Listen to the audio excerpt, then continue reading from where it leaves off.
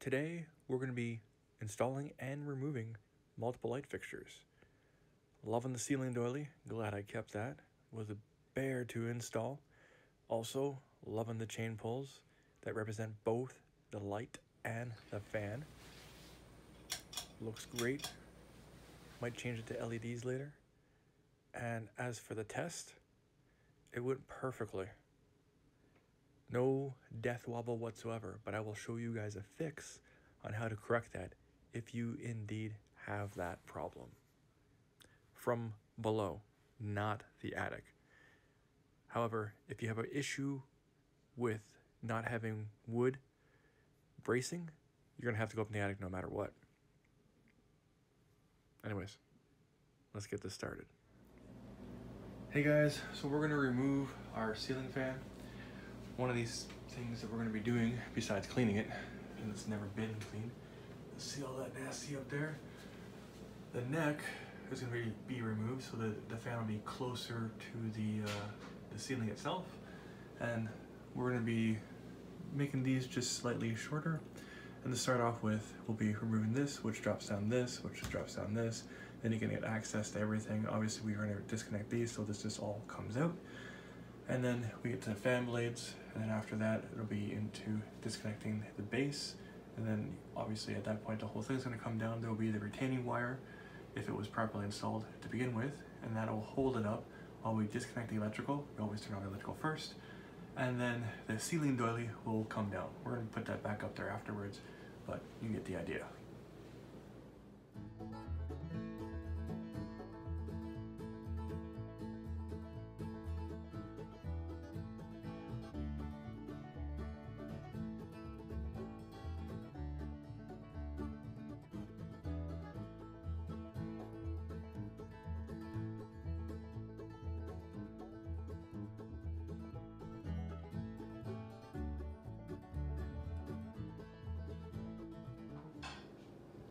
So as you guys can see, get all the electrical out. Always take my connections. This is the emergency fall wire, so if the fan ever decides to detach itself from the ceiling, it'll be caught by this emergency cable. You have your motor, your light, and then your motor.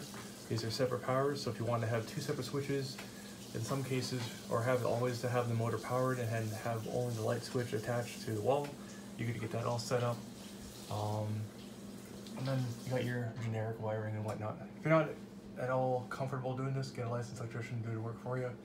But it's just basically connecting circuits. And always do this stuff when you have power off.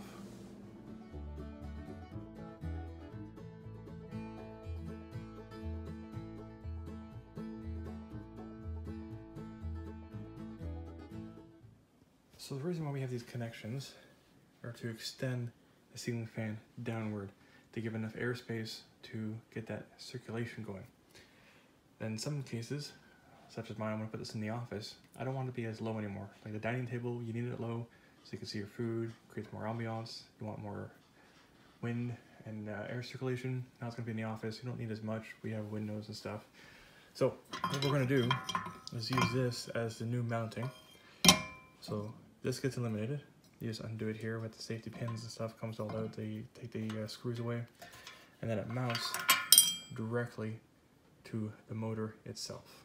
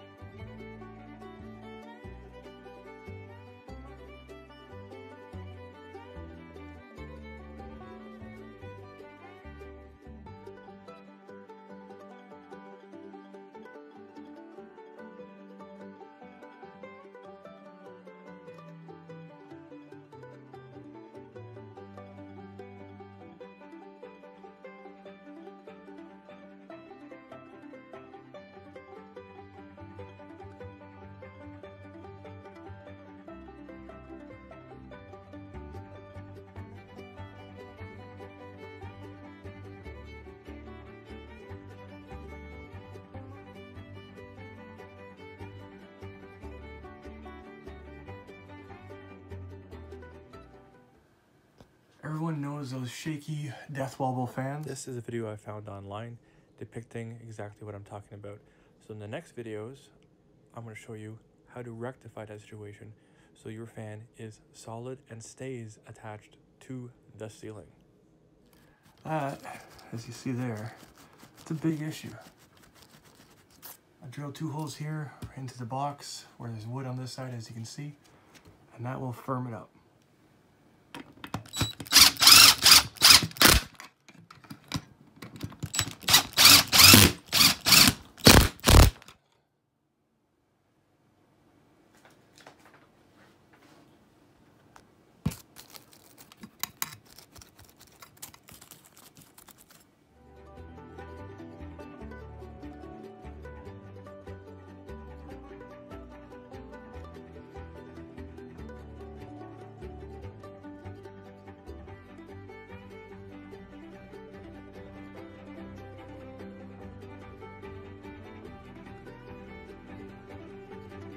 So as you see up here, I'll actually turn a flashlight. That did not help very much.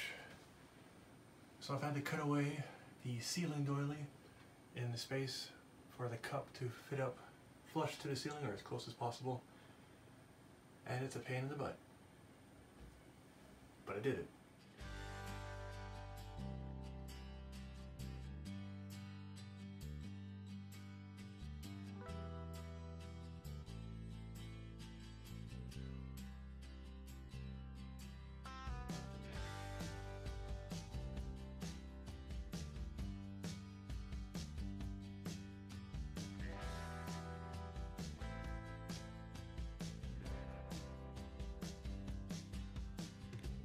Now the fan is complete, the light works.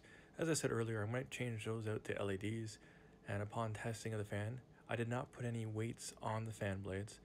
It is only affixed to the ceiling via the light box or junction box, and me adding those 2 screws after drilling made all the difference.